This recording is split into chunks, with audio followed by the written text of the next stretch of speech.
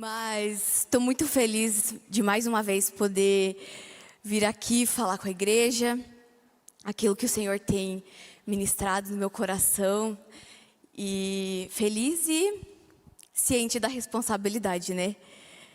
Falar dessa palavra maravilhosa, porque nós não somos dignos, né? Mas o Senhor, Ele é maravilhoso e mesmo assim Ele dá a oportunidade de que a gente tão falhe, tão pecador, ainda possa se apresentar diante dEle e falar dessa palavra maravilhosa, preciosa que Ele nos deixou.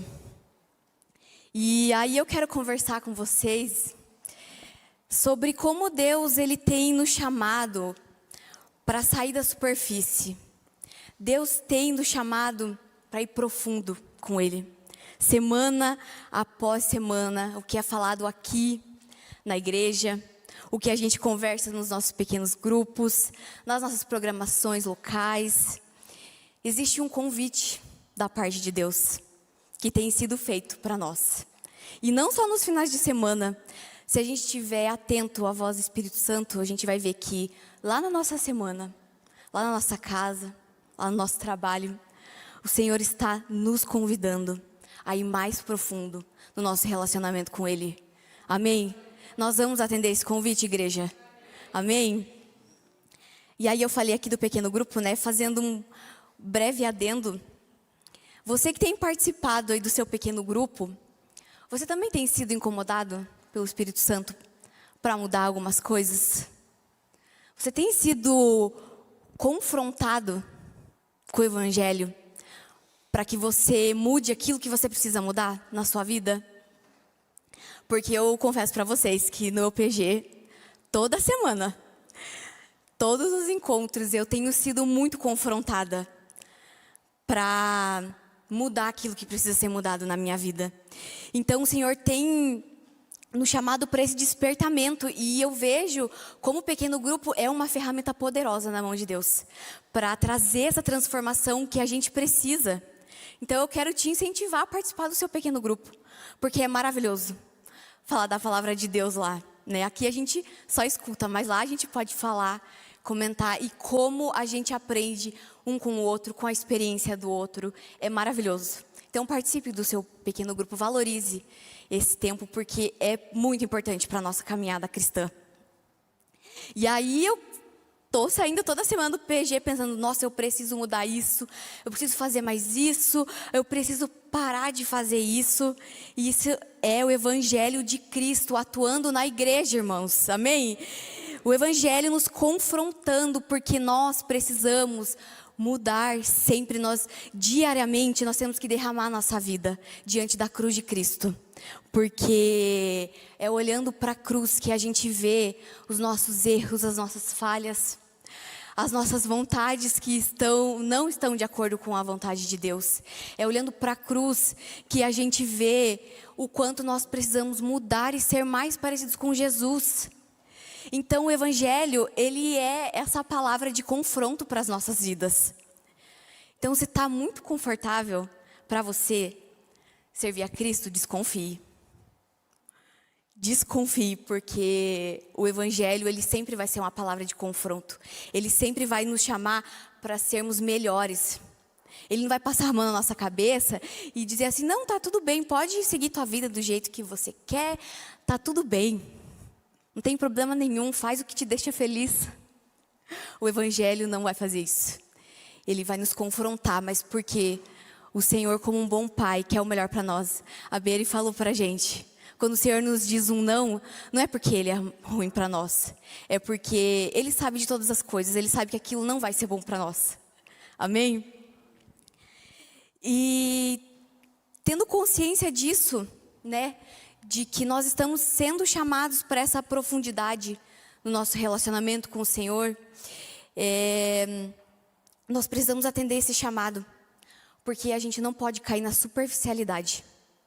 Eu gosto bastante de pesquisar o significado das palavras, e aí eu coloquei no dicionário, né, no Google no caso, o que significa a palavra superficial.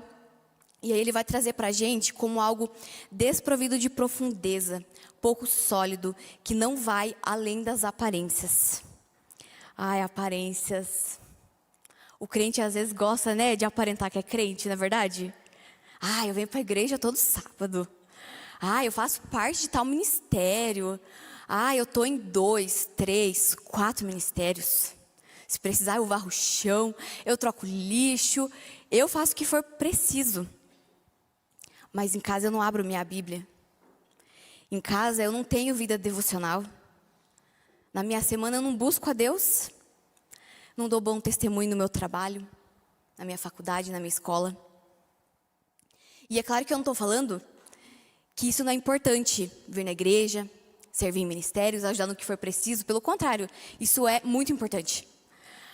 Mas tudo isso, se não for consequência do nosso relacionamento com Deus, infelizmente não adianta nada. Se o meu trabalho na casa do Senhor não for consequência daquilo que eu vivo com Ele no meu íntimo, no secreto, não adianta. Porque o Senhor busca relacionamento com nós. O Senhor não é superficial. Ele não nos oferece um relacionamento superficial, onde eu venho na igreja, eu cultuo e eu saio daqui e vou viver a minha vida como se eu não conhecesse a Deus. Deus quer um relacionamento sério conosco. Amém? Enquanto o mundo nos oferece tantas coisas superficiais, tantas coisas que não duram, coisas que acabam fácil, Deus nos oferece um relacionamento sério, onde Ele vai estar com a gente em todos os momentos da nossa vida, nos momentos mais difíceis e também nos momentos mais felizes. O Senhor não gosta de superficialidade. Mas por que será que eu não posso viver a minha vidinha, vir na igreja, fazer umas coisas para Deus e viver bem aqui? Por que eu preciso me dedicar tanto? Por que eu preciso renunciar a coisas que eu gosto? Por que eu tenho que mudar completamente a forma que eu gostaria de viver, que é no conforto? Quem que não quer viver no conforto? Não tá bom já ir para a igreja? Toda semana eu agradeço a Deus pelas coisas que Ele me deu. Aí stories na igreja, né? Gratidão. O emojizinho da mão. Eu vou toda semana na igreja agradecer. Por que eu preciso fazer mais do que isso? Porque existe uma promessa. E foi o Senhor Jesus que prometeu para nós. Amém? E a gente vive, muitas vezes aqui nessa terra, preocupado, né, com o futuro, preocupado com o nosso trabalho, preocupado com aumento no trabalho, mudar de cargo. Às vezes a gente está muito preocupado em encontrar prazer no nosso trabalho, né? Aquela frase, ame o que você faz e você nunca mais terá que trabalhar. Aí a gente fica, nossa, eu preciso trabalhar com uma coisa que eu ame tanto que nem parece que eu estou trabalhando. Né? Nós ficamos preocupados com tantas coisas. A gente fica preocupado em vencer na vida. Sabe o famoso chegar lá? Ai, fulano chegou lá. Alguém sabe dizer onde que é esse lá? Se alguém souber, me conta, tá bom? No final do culto, me conta, porque eu quero saber onde que é esse lá. Nós ficamos preocupados em realizar sonhos, né, em comprar aquela casa, aquele carro, fazer aquela viagem.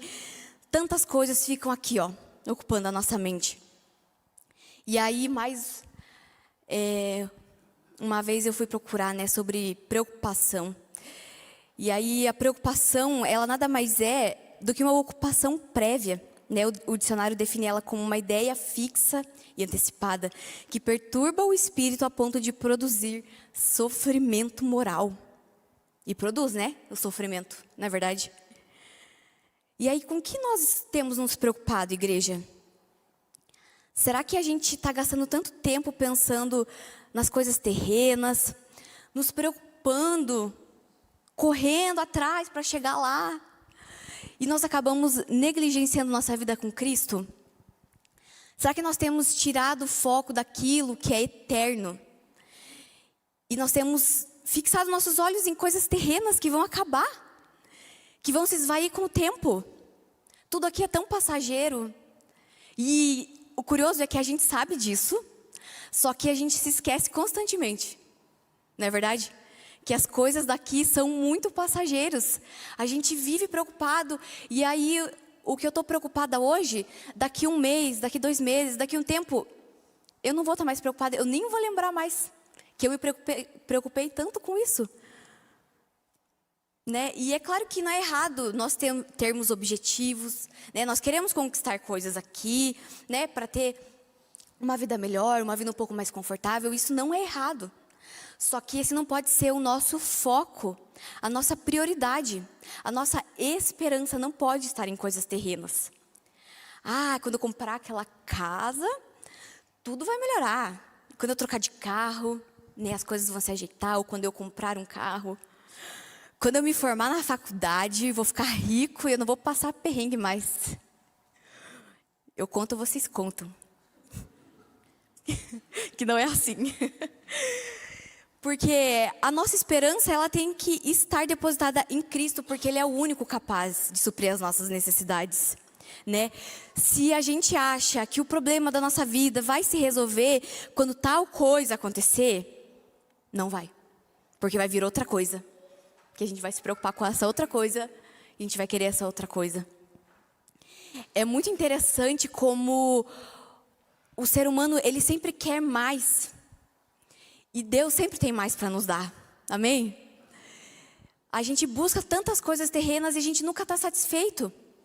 Porque quando eu consigo uma coisa que eu queria, daqui a pouco aquilo já perde a graça e eu vou querer uma coisa melhor. E aí aquela outra coisa melhor vai perder a graça e eu vou buscar outra coisa. E a nossa sociedade vive nessa constante busca por algo maior e melhor. Porque nós temos essa saciedade no nosso coração, mas não são as coisas daqui que vão preencher. Não são as coisas que nós podemos conquistar aqui. É só o Senhor que é capaz de suprir isso no nosso coração. Essa saciedade que nós temos aqui, é só o Senhor que pode suprir. E essa conta fecha perfeitamente. Porque enquanto eu quero mais e mais e mais, o Senhor tem mais e mais e mais para me dar. Mais a presença dEle, mais o poder dEle, mais a paz dEle, mais a alegria dEle. O Senhor tem tanto para nos dar. Tantas coisas. E a gente às vezes não recebe, mas porque a gente não busca. Nunca vai existir um momento aqui nessa terra que você vai chegar e falar assim, nossa, agora eu atingi o nível máximo que eu poderia ter de profundidade no meu relacionamento com Deus. Eu atingi, não tem mais para onde eu ir.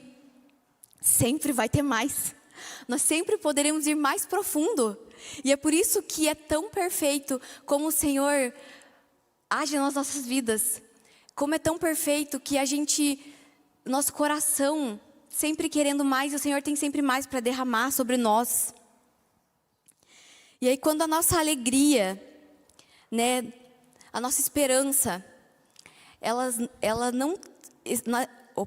não estão depositadas em Jesus, nós nunca seremos saciados. E aí eu pergunto para você, e fiz essa pergunta para mim, qual é o nosso foco? Será que a gente está vivendo com foco na eternidade? Ou a gente está vivendo com foco nas coisas terrenas? Porque, gente, Jesus vai voltar, não vai? Igreja, amém? Vai voltar. E a gente está falando pouco da volta de Jesus. Nós estamos perdendo esse foco do que é o mais importante. Jesus veio aqui. Ele sofreu tudo o que Ele sofreu para mostrar para mim e para você que existe um caminho para nós acessarmos essa eternidade um dia. Amém? O Senhor, com toda a sua glória, Ele se fez homem como eu e você, para mostrar para nós como é possível passar por aqui e vencer esse mundo assim como Ele venceu. Eu já ouvi em algum lugar, não vou lembrar onde, que diz assim, que o cristianismo ele é a única religião em que o Deus, né, a divindade, o ser adorado pela religião, ele se torna servo. Não existe outra religião em que a divindade sai do seu posto de divindade para se tornar servo. E aí, curioso também, essa semana eu ouvi lá no meu trabalho, uma colega falou assim, que ela também ouviu em algum lugar, que meninos querem ser homens e homens querem ser reis, mas apenas um rei quis ser menino. E foi o nosso Rei Jesus, por mim e por você. Isso é maravilhoso quando a gente para pensar sobre isso. Então a gente tem que olhar para Cristo. Lá o versículo que a gente leu no começo do culto, em João 14, 2 e 3 diz: na casa de meu pai há muitos aposentos. Se não fosse assim, eu lhes teria dito: vou preparar-lhes lugar. E se eu for e lhes preparar lugar, voltarei e os levarei para mim, para que vocês estejam onde eu estiver. Isso aqui é Jesus falando para nós, que Ele quer que nós estejamos onde Ele está. Isso é maravilhoso, como o Senhor anseia por relacionamento conosco. Como Ele tem prazer na nossa presença. Como Ele tem prazer que nós estejamos perto dEle. Logo nós que não temos nada para oferecer para Ele. E muitas vezes, ao invés de focar nisso, nós ficamos nos lamentando, porque a vida que a gente leva aqui não é como nós gostaríamos que fosse. Às vezes a gente fica igual criança mimada, sabe? Pedindo para Deus: Deus, eu quero isso, Deus, eu quero aquilo, Deus, faz isso, Deus, por favor, eu quero desse jeito, eu quero do outro jeito. A gente quer que a nossa vida aqui seja perfeita, mas não vai ser. O Senhor já disse que aqui seria difícil, mas para a gente ter esperança, porque Ele venceu por nós. Aquilo que nós não fomos capazes de fazer, Cristo fez por nós. Para que a gente tivesse a oportunidade de viver eternamente com Ele. E aí isso me leva a uma outra pergunta.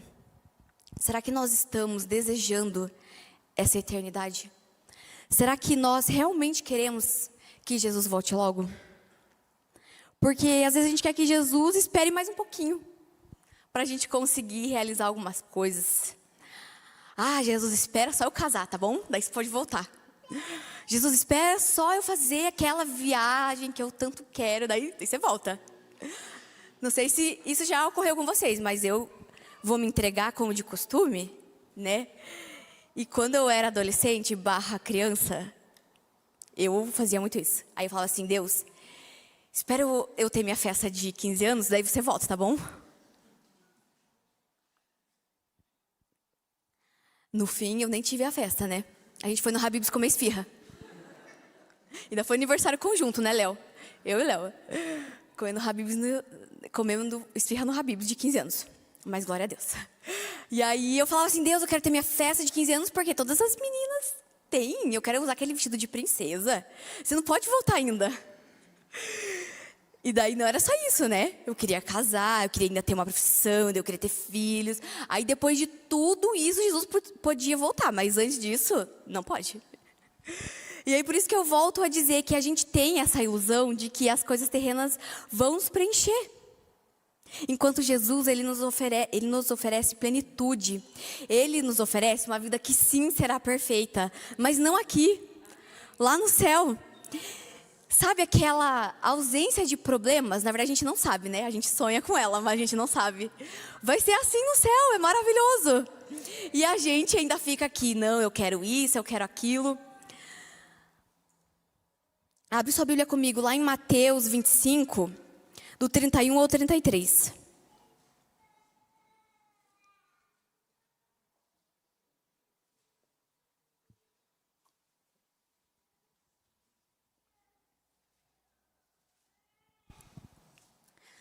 Lá em Mateus 25, versículo 31, vai dizer assim: quando o Filho do Homem vier em sua glória, com todos os anjos, assentar-se-á em seu trono na glória celestial. Todas as gerações serão reunidas diante dele, e ele separará uma das outras, como o pastor separa as ovelhas dos bodes, e colocará as ovelhas à sua direita e os bodes à sua esquerda. Você sabe qual a diferença da ovelha e do bode? Eu não sabia muito, aí eu fui pesquisar. A ovelha, ela é um animal dócil, manso, submisso, tratável, ensinável. A gente falou sobre a ovelha, né? Na quarta-feira. A ovelha, ela é um animal bastante ingênuo. Ela não sabe discernir a erva boa da erva ruim para ela comer, da erva venenosa. Então, por isso, o pastor tem que ir na frente dela, para ele ir retirando as ervas venenosas, para que assim ela possa comer. Ela não sabe discernir, muitas vezes, o que é bom e o que é ruim para ela. Isso te lembra alguma coisa? As ovelhas, elas conhecem a voz do seu pastor. Já os bodes, eles são animais briguentos. Gente, quem já viu um vídeo de bode atacando? Misericórdia. Depois, se você não viu, veja. O bode, ele é briguento, traiçoeiro, arredio, marrento, atrevido. O bode não aceita repreensão, ele é desobediente e intratável. O bode, ele quer estar no topo da montanha, nos lugares mais altos. Porque eles são atrevidos, eles acham que sabem do próprio nariz deles. Eles sabem o que é melhor para eles. Isso te lembra alguma coisa? Então, na Bíblia, a ovelha é esse símbolo de mansidão e submissão, enquanto o bode, ele é um símbolo de insubmissão e rebeldia. E aí a palavra compara as ovelhas e os bodes, porque fisicamente elas são semelhantes, são animais semelhantes, mas com temperamentos muito diferentes. E aí eu volto a falar sobre aparência. Será que às vezes a gente tem a aparência de ovelhinha, bonitinha, que vem na igreja, mas a gente está tendo comportamentos de insubmissão, de rebeldia. Não estamos deixando que a gente seja ensinado pelo Senhor, que Ele trate o nosso coração. Será que nós temos sido mais parecidos com o bode do que com a ovelha? Nós precisamos pensar sobre isso, porque a Bíblia fala que no juízo final os bodes serão separados das ovelhas, né? E as ovelhas ficarão à direita do Pai e subirão aos céus, e os bodes ficarão à esquerda e receberão a morte eterna. Aí é pesado falar, né? Morte eterna. A gente não fala mais muito sobre isso porque causa espanto, né? Daí a gente não quer espantar as pessoas da igreja. E a gente acaba falando pouco sobre o juízo final. E com isso eu quero chegar na terceira e última pergunta. Por que você quer ir para o céu? Você deseja viver a eternidade com Cristo ou você só tem medo de ir para o inferno? Porque essa motivação é errada, não é verdade? Nós temos que almejar estar com Cristo. Almejar essa eternidade com o nosso Criador. Porque todo mundo sabe que o inferno é ruim e o céu é bom. E não precisa nem ser crente para saber disso. Já aconteceu com vocês de vocês passarem por alguma situação que você escolhe fazer a coisa certa. E aquela coisa certa vai até te prejudicar. Ou você não vai ter uma vantagem que você poderia ter. E aí alguém presenciou isso ou ficou sabendo dessa situação e fala assim para você: nossa, você vai para o céu mesmo. Muito bonzinho. Você teve a oportunidade de se dar bem e você não se deu. Você vai para o céu. Parabéns. Porque o senso comum, ele sabe. Ele diz: quem é bom vai para o céu. E quem é ruim vai para o inferno. Mas a gente sabe que não é bem assim. Não é só isso. Não é só ser bonzinho e fazer o bem que a gente ganha um ingresso para o céu. Nós precisamos viver uma vida de entrega todos os dias, de devoção a Deus e aos seus mandamentos. Nós não vivemos de qualquer maneira, porque Cristo vai voltar e vai levar aquele que guardou a sua palavra. Amém? Que guardou e que cumpriu ela durante a sua vida. Nós temos que almejar estar na presença do Senhor. Como a gente diz que quer passar a eternidade com Deus se a gente não passa 5 minutos do nosso dia com Ele? Por que a gente quer ir para o céu se a gente acha que orar 10 minutos é muito? E aí a gente volta a falar de profundidade no nosso relacionamento com Cristo. Nós precisamos sair da superficialidade, igreja. Nós precisamos parar de achar que só vir na igreja basta. Enquanto lá na nossa semana, às vezes a gente nem lembra que é crente. A gente precisa mergulhar de cabeça nesse relacionamento, investir o nosso tempo na presença do Senhor. E aí sim a gente vai poder dizer: nossa, como é bom passar tempo com Deus. Eu quero passar tempo com Ele para sempre. Eu não quero só esse tantinho aqui, eu quero passar para sempre. Como é bom caminhar do lado do Senhor, como vale a pena me submeter à vontade de Deus, porque no final ela é sempre melhor que a minha. Às vezes a gente tem medo de mergulhar de cabeça nesse relacionamento, porque nós temos medo das renúncias que a gente vai precisar fazer. E é muito curioso como Deus fala com a gente, né? Essa mensagem é a terceira vez que eu estou ministrando ela. É a mensagem que eu preparei para o DNA Deeper, com algumas adaptações, né?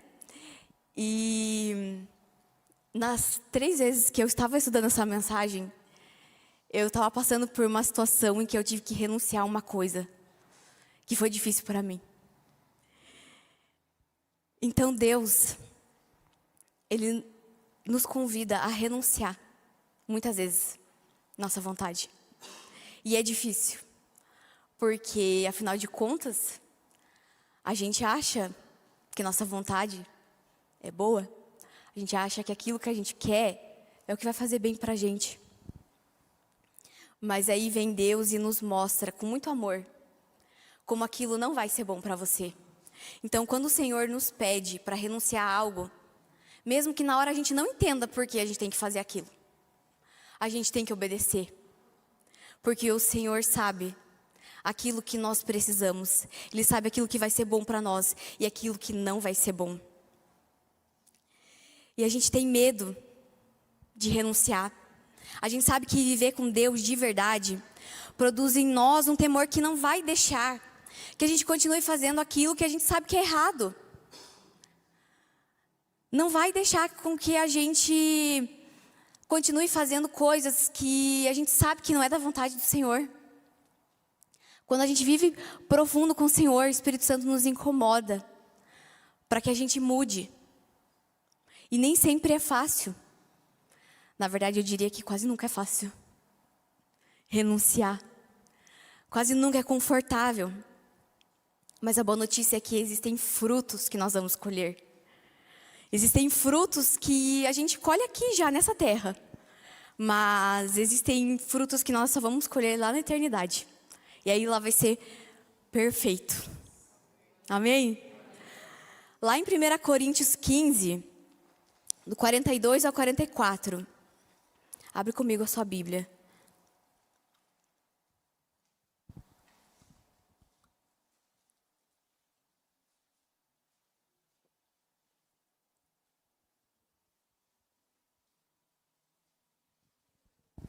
Em 1 Coríntios 15, 42 ao 44, vai falar assim: assim será com a ressurreição dos mortos. O corpo que é semeado é perecível e ressuscita imperecível. É semeado em desonra e ressuscita em glória. É semeado em fraqueza e ressuscita em poder. É semeado um corpo natural e ressuscita um corpo espiritual. Eu achei esse versículo maravilhoso uma vez que o pastor trouxe para nós. Porque olha que precioso isso aqui. Esse versículo está falando para nós que o tempo é hoje de semear. Do jeito que nós somos. Às vezes a gente espera que esteja tudo bem para buscar Deus, que esteja tudo certo, a gente espera uma condição perfeita, ou algo que a gente quer que esteja de tal forma antes de buscar Deus. Mas o Senhor fala para nós que o tempo é hoje, do jeito que nós estamos, do jeito que nós somos, imperfeitos, pecadores, nesse corpo perecível. O tempo é hoje de semear. Então não espere mais. Não espere mais para fazer aquilo que o Senhor te manda fazer. Não espere mais para parar de fazer aquilo que o Senhor mandou você parar de fazer. Não espere, porque o tempo é hoje de semear. E que bom que é hoje, porque isso significa que ainda dá tempo. Ainda dá tempo da gente semear uma vida de devoção e submissão a Deus.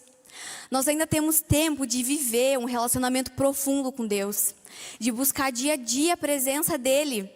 E assim nossos olhos estarão fixos nessa promessa. Amém? Nós não sabemos quando essa promessa vai se cumprir. E por isso, a nossa missão é viver todos os dias como se ela fosse se cumprir hoje, agora, nesse exato momento. E nem sempre vai ser fácil viver por essa promessa. Mas Cristo nos garante que vai valer a pena. Amém? Porque está escrito lá em 1 Coríntios 2,9, que olho nenhum viu, ouvido nenhum ouviu, mente nenhuma imaginou o que Deus preparou para aqueles que o amam. Amém? Que Deus abençoe vocês, igreja. E vamos juntos aí nessa caminhada para a eternidade.